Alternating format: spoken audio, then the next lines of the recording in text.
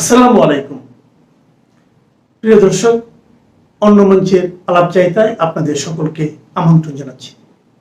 BNP chairperson ও সাবেক প্রধানমন্ত্রী বেগম খালেদা জিয়া গুরুতর অসুস্থ ও সংকটাপন্ন অবস্থায় রাজধানীর এভারকেয়ার হাসপাতালে নিবিড় পরিচর্যায় রয়েছেন। তার শারীরিক অবস্থার এতটাই অবনতি হয়েছে যে চিকিৎসকরা তাকে বিদেশে নেওয়ার অনুমতি দিতেও দ্বিধাগ্রস্ত। এই সংকটময় মুহূর্তে দলের নেতাকর্মী থেকে শুরু করে সাধারণ মানুষের মনে প্রশ্ন, মায়ের চরম দুঃসময়ে ছেলে তারেক রহমান কেন দেশে ফিরছেন না? এ নিয়ে 2 দিন ধরে সোশ্যাল মিডিয়ার সরগরম। জুলাই আন্দোলনের প্রভাবশালী সমর্থকেরা এই ইস্যুতে 2 ভাগ হয়ে পড়েছেন। কারো অবস্থান তারেক রহমানের ফেরার পক্ষে, কেউ বলছেন নিজেকে ঝুঁকিতে ফেলে দেশে আসা ঠিক হবে না। এমন তর্ক বিতর্কের মাঝে তারেক রহমানের এক ফেসবুক পোস্ট জন্ম দিয়েছে গভীর বিস্ময়ের, তুলে ধরছে নতুন শঙ্কা। দর্শক, সেই শঙ্কা শুধু তারেক রহমানের দেশে ফেরার মধ্যে সীমাবদ্ধ নেই, বরং জাগিয়ে তুলছে পুরাতন সেই ভয়। বাংলাদেশের প্রধান 2 রাজনৈতিক দলের শীর্ষ নেতাদের মাঠ থেকে মাইনাস করার শঙ্কা। মাত্র একদিন আগে তার রাজনৈতিক প্রতিপক্ষ সাবেক প্রধানমন্ত্রী শেখ হাসিনার ছেলে সজীব অজের জয় বিবিসি বাংলার কাছে অভিযোগ করেছেন, বাংলাদেশের প্রধান 2 দলের নেতৃত্ব পরিবর্তনে কিছু বিদেশি দেশ ও শক্তির খেলা চলছে। দর্শক, তারেক রহমানের পোস্টে পরিষ্কার, দেশে আসার সিদ্ধান্ত তার নিজের হাতে নেই, অথচ গত কয়েক মাস ধরে শোনা যাচ্ছিল তিনি নাকি দেশে ফিরছেন।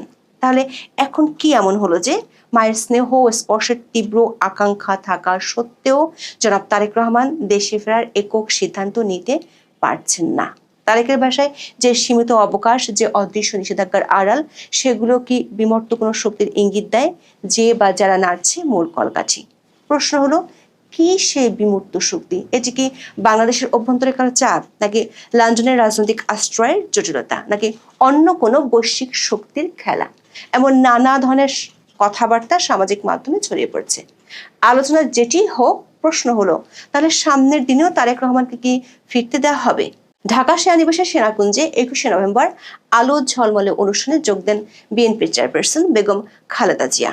প্রথম আলোর প্রতিবেদনে বলা হয়, সশস্ত্র বাহিনী দিবস উপলক্ষে বিকেলের আয়োজনে অংশ নেওয়ার পুরোটার সময় তিনি ছিলেন হাস্যোজ্জ্বল। সেখানে প্রধান উপদেষ্টা মোহাম্মদ ইউনূসের সঙ্গে একান্তে কয়েক মিনিট কথা বলেন তিনি। কয়েক ঘন্টা অবস্থানের পর গুলশানের বাসভবনে ফিরে যান বেগম জিয়া। যদিও বিবিসি বাংলার খবরে বলা হয়েছে, 21শে নভেম্বর সশস্ত্র বাহিনী দিবসের অনুষ্ঠানে যোগ দিতে রওনা দিয়ে গাড়িতে উঠি অস্বস্তি বোধ করেছিলেন বেগম খালেদা জিয়া। এর 2 দিন পরে 23শে নভেম্বর ফুসফুসের সংক্রমণ নিয়ে রাজধানীর এভারকেয়ার হাসপাতালে ভর্তি হন বিএনপি চেয়ারপারসন। প্রায় 80 বছর বয়সে খালেদা জিয়া দীর্ঘদিন ধরে হৃদরোগ, ডায়াবেটিস, লিভার সিরোসিস এবং কিডনির জটিলতা সহ নানা শারীরিক অসুস্থতায় ভুগছেন। শুরুর দিকে বিষয়টি নিয়ে তেমন হইচই না হলেও 27শে নভেম্বরের দিকে জানা যায় খালেদা জিয়ার অবস্থা সংকটজনক। খালেদা জিয়ার শারীরিক অবস্থাকে অত্যন্ত সংকটময় বলে উল্লেখ করেন বিএনপির মহাসচিব মির্জা ফখরুল ইসলাম আলমগীর। বেগম জিয়ার শারীরিক অবস্থা নিয়ে গভীর উদ্বেগ জানিয়ে দেশবাসীর দোয়া চান রাষ্ট্রপতি মোহাম্মদ শাহাবুদ্দিন ও প্রধান উপদেষ্টা অধ্যাপক মোহাম্মদ ইউনূস।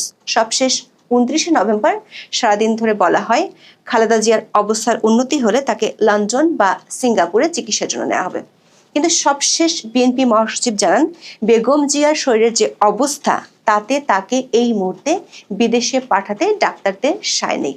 দর্শক, এ দফায় তার গুরুতর স্বাস্থ্য সংকটে উদ্বেগ যেমন তৈরি হয়েছে, তেমনি জটিল এক রাজনৈতিক প্রশ্ন নিয়ে আলোচনা চলছে সর্বত্র।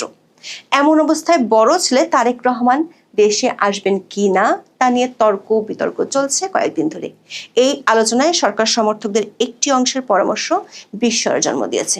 এই ইস্যুতে ফেসবুকে প্রবাসী সাংবাদিক তাসনিম খলিলের একটি পোস্ট যোগ করেছে বিশেষ মাত্রা। তিনি 28শে নভেম্বর লেখেন, জাতি ও রাষ্ট্রের প্রতি দায়িত্ব মা বাবার প্রতি দায়িত্ব থেকেও বড়। নির্বাচনের তফসিল ঘোষণার আগে তারেক রহমানের বাংলাদেশে ফেরা উচিত হবে না। Question of security and high politics must trump emotions.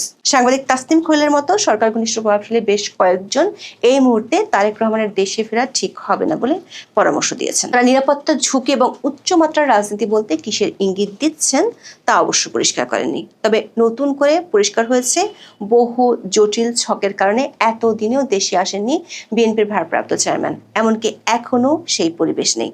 তর্ক বিতর্ক এবং ধোঁয়াশার মধ্যেই স্বয়ং তারেক রহমান দিয়েছেন বিস্ফোরক এক পোস্ট।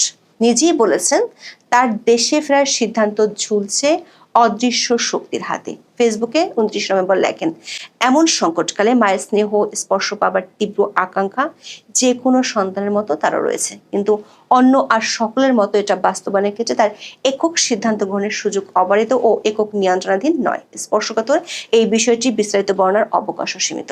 রাজনৈতিক বাস্তবতার এই পরিস্থিতি প্রত্যাশিত পর্যায়ে উপনীত হওয়া মাত্রই স্বদেশ প্রত্যাবর্তনে তার সুদীর্ঘ উদ্বিগ্ন প্রতীক্ষার অবসান ঘটবে বলে তার পরিবার আশাবাদী। দর্শক, তারেক রহমানের এই পোস্ট চলমান রাজনীতিতে অনেকটা আকস্মিক বস্ত্রপাতের মতো। প্রশ্ন উঠেছে, পরিবর্তিত রাজনীতির প্রধান নিয়ন্ত্রক হিসেবে যাকে মনে করা হচ্ছিল তার এমন অসহায়ত্ব কিসের ইঙ্গিত? রাজনীতির পুতুল না আছে, তাহলে কার হাতে আছে সুতোর মালিকানা? ঘুড়িটা তারেক রহমান আকাশে ঠিকই উড়াচ্ছেন, কিন্তু নাটাইটা আসলে কার হাতে? আবার অন্তর্বর্তী সরকার 16 মাসে তার দেশে ফেরার পরিবেশ তৈরি করতে না পারলে সেটা কি ইচ্ছাকৃত নাকি পরিকল্পিত? দর্শক, তারেক রহমানের বর্তমান অবস্থানের শিকড় লুকিয়ে আছে 2007-8 সালে সেনা সমর্থিত তত্ত্বাবধায়ক সরকার আমলে, যা বাংলাদেশের ইতিহাসে 111 নামে পরিচিত। 2007 সালের 11 জানুয়ারি জরুরি অবস্থা জারির পর 7 মার্চ যৌথ বাহিনী তারেক রহমানকে গ্রেপ্তার করে। 2008 সালের 11 সেপ্টেম্বর জামিনে মুক্ত হয়ে সপরিবারে দেশ ছাড়েন এবং তখন থেকে তিনি লন্ডনে অবস্থান করছেন। কথিত আছে সে সময় শর্তযুক্ত এক অদৃশ্য চুক্তির মাধ্যমে তিনি দেশ ছাড়তে পেরেছিলেন।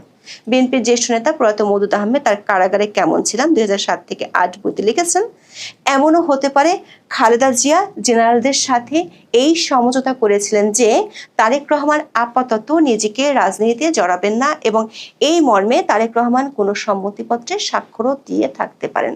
কিন্তু গত বছরের 5ই আগস্ট বাংলাদেশের রাজনীতির দৃশ্যপট পাল্টে যায়।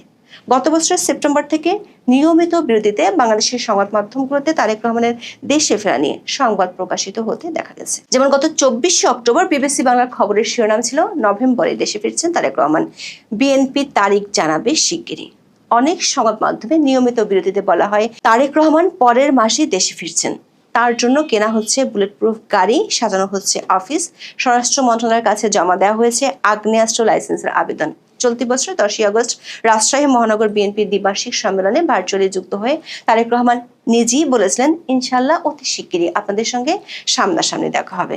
দর্শক, গত 1 বছরে তারেক রহমানের ফেরা নিয়ে প্রকাশিত সংবাদের মধ্যে 37টি সংবাদ আমরা বিশ্লেষণ করে দেখেছি।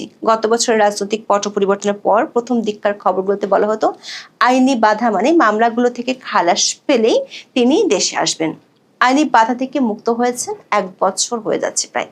গত 26শে অক্টোবর বাংলাদেশের অনেক সংবাদ মাধ্যমের শিরোনাম ছিল, ওমরা শেষে দেশে ফিরবেন তারেক রহমান। তবে এগুলো কোনোটি শেষ পর্যন্ত দৃশ্যমান হয়নি। এমনকি তিনি লন্ডন থেকে ভোটার হওয়ার সুবিধাও গ্রহণ করেননি। সবশেষ সমকালের এক প্রতিবেদনে জানানো হয় বিএনপির ভারপ্রাপ্ত চেয়ারম্যান মধ্য ডিসেম্বরে দেশে ফিরে তারপর ভোটার হবেন। কিন্তু তারেক রহমানের ফেসবুক পোস্ট থেকে দেখা যাচ্ছে তার দেশে ফেরার পথে রয়েছে অদৃশ্য শক্তির ভয়ঙ্কর বাধা, যে কারণে তিনি মায়ের গুরুতর স্বাস্থ্য সংকটের মতো পরিস্থিতিতে লন্ডন থেকে ঢাকায় আসতে অপারগ। প্রভাবশালী সরকার সমর্থকদের কথা থেকেও পাওয়া যাচ্ছে একই ইঙ্গিত। দর্শক, গত 1 দশকে তারেক রহমানের বিদেশি অবস্থান সম্পর্কিত এবং সাম্প্রতিক সময়ে তারেকের ফিরে আসা নিয়ে বাংলাদেশের গণমাধ্যমে প্রকাশিত বেশ কিছু সংবাদ এবং দেশের রাজনৈতিক বিশ্লেষকদের সামাজিক মাধ্যমে দেওয়া পোস্ট বিশ্লেষণ করে দেখেছি তারেক রহমানের দেশে ফেরার ক্ষেত্রে আসলে বাধা কি সেটি সম্পর্কে ধারণা পেতে।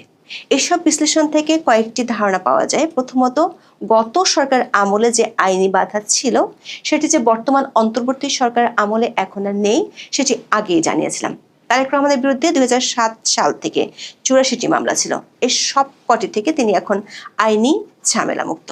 দ্বিতীয় যে কারণটি বিভিন্ন সময় উঠে এসেছে সেটি হলো যুক্তরাজ্যের অভিবাসন আইন এবং তার বর্তমান আইনি স্ট্যাটাস। 2018 সালে আনুষ্ঠানিকভাবে জানা যায় তারেক রহমান যুক্তরাজ্যের রাজনৈতিক আশ্রয় বা পলিটিক্যাল অ্যাসাইলাম চেয়েছেন এবং তার বাংলাদেশি পাসপোর্ট ব্রিটিশ হোম অফিসের কাছে জমা দিয়েছেন। বিএনপির মহাসচিব মির্জা ফখরুল ইসলাম আলমগীর তখন সংবাদ সম্মেলনে বিষয়টি নিশ্চিত করেছিলেন।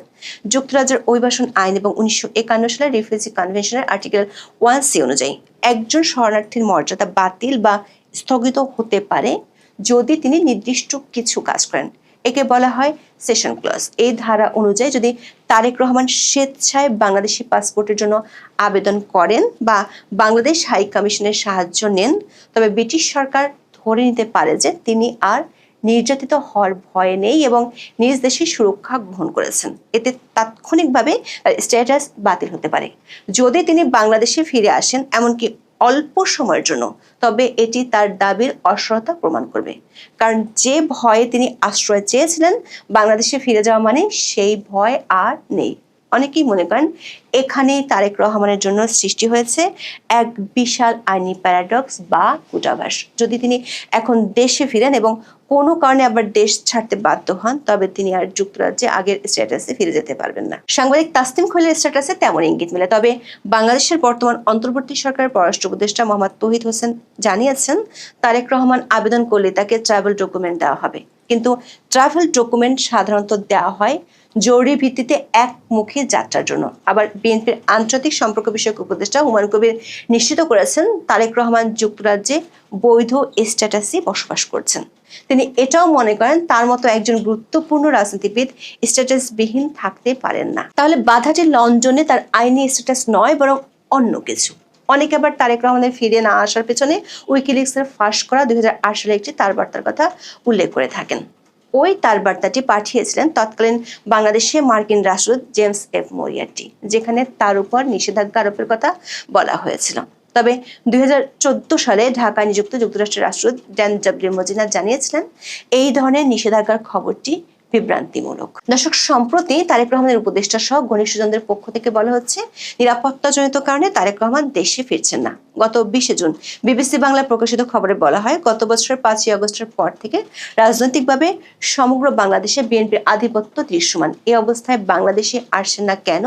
এ প্রশ্নে হুমায়ুন কবির বিবিসি বাংলাকে বলেছেন, তারেক রহমানের নিরাপত্তার ইস্যুটি গুরুত্বপূর্ণ।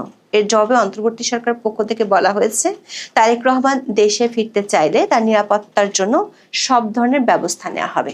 সবশেষ সরকারের প্রেস সচিব স্ট্যাটাস দিয়ে বলেছেন, সরকারের পক্ষ থেকে তারেক রহমানের দেশে ফিরতে কোনো বাধা নেই। তবে সিনিয়র সাংবাদিক মাহবুব কামালের একটি পোস্ট বলছে ভিন্ন কথা। তিনি নিজের ফেসবুক পোস্টে লিখেছেন, তারেক রহমান বলেছেন, দেশে ফেরার ব্যাপারে সিদ্ধান্ত বাস্তবায়নের বিষয়টি তার একক নিয়ন্ত্রণে নেই। তিনি কিন্তু নিরাপত্তাহীনতার কথা বলেননি। তাহলে নিয়ন্ত্রণ কার হাতে? দুটি পক্ষ হতে পারে, আমাদের সরকার অথবা ব্রিটিশ সরকার। ডক্টর ইউনূস যেহেতু বলেছিলেন তিনি বড় মাঠের খেলোয়াড়, ব্রিটিশ সরকারের পক্ষ থেকে কোনো আইনগত সমস্যা থাকলে তিনি তো সেটা সলভ করতে পারেন। অথবা যেহেতু মায়ের চরম অসুস্থতা, তারেক রহমান সব ছেড়ে ছুড়ে দিয়ে আর কখনো ব্রিটেন যাব না এই মনস্থির করে দেশে আসতে পারে। তাহলে বোঝা যাচ্ছে নিয়ন্ত্রণটা আমাদের সরকারের হাতে। জনাব মাহবুব কামাল দাবি করেছেন, এই কথাটি তিনি 5ই আগস্টের 3-4 মাস পরেই একাধিকবার টকশোতে বলেছেন। তার কিছুক্ষণ পর আরেকটি পোস্ট দিয়ে তিনি তুলে ধরেন তারেক রহমানের কন্যা জাইমা রহমানের প্রতিক্রিয়ার কথা, যেখানে জাইমা রহমান লিখেছেন, বর্তমান সরকারকে তারা এত সহজে বিশ্বাস করেন না। দর্শক, তারেক রহমান এখন যেসব বিমূর্ত বিষয়ের কথা বলছেন, বিএনপি নেতা আমির খসরু মাহমুদ চৌধুরী গত 20 জুন বিবিসি বাংলাকে সে সম্পর্কে ধারণা দিয়েছিলেন। তিনি বলেছিলেন, তারেকের ফেরা নিয়ে অনেক টেকনিক্যাল ইস্যু আছে, ওইগুলো বলা যাচ্ছে না। দর্শক, মাত্র একদিন আগে আরেক পোস্টে হাসপাতালে চিকিৎসাধীন খালেদা জিয়ার বিষয়ে ডক্টর মোহাম্মদ ইউনূসের বিবৃতির জন্য আন্তরিক ধন্যবাদ ও কৃতজ্ঞতা জানান তারেক রহমান। তবে একদিন পরে তার নতুন পোস্ট বলছে, সরকার তার দেশে ফেরার পরিস্থিতি তৈরি করতে পারেনি। কেন সেটি হয়নি তা পরিষ্কার করেননি তারেক রহমান। তবে বিষয়টি নিয়ে ছড়িয়ে পড়ছে নানা গুঞ্জন। এখন না ফিরতে পারলে ফেব্রুয়ারিতে সম্ভাব্য নির্বাচনের আগে তেমন পরিবেশ তৈরি হবে কিনা তা নিয়েও প্রশ্ন উঠেছে। প্রশ্ন হলো, ফেব্রুয়ারিতে নির্বাচন সহ নানান স্বপ্নে বিভোর বিএনপির ঘুমকি শেষ মুহূর্তে ভাঙতে চলেছে। তবে এতদিনে যতটা ক্ষতি হলো তা পুষিয়ে নেওয়ার সময় কি সামনে আর আছে? এখন এ পর্যন্ত সবাই ভালো থাকুন, সুস্থ থাকুন, নিরাপদে থাকুন। দেখা হবে আগামী পর্বে।